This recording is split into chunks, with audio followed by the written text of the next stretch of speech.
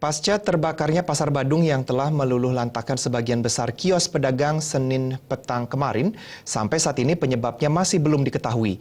Api diduga pertama kali muncul dari lantai 1 yang kemudian menjalar ke seluruh bagian pasar. Kepala Pelaksana BPBD Kota Denpasar, Made Sudane, menyatakan proses pemadaman masih terus dilakukan.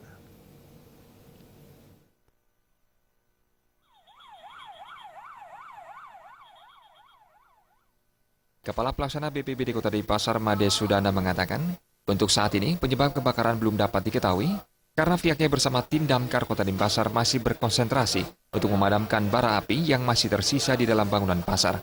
Pemadaman dilakukan secara bertahap dari lantai 1 ke lantai yang lain, serta menyisir setiap kios pedagang. Untuk mempercepat proses pemadaman, 22 unit mobil pemadam kebakaran dari Kabupaten Gianyar, Tabanan, dan Kabupaten Badung turut dikerahkan.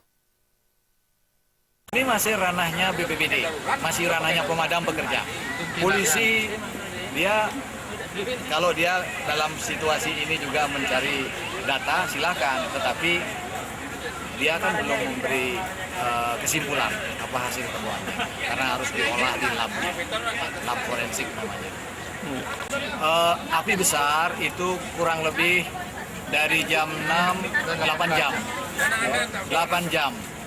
Jadi kemudian nanti muncul lagi letupan api kira-kira lagi 3 jam. Sampai jam 5 pagi, 5 subuh, itu kita sudah bisa menjinakkan api.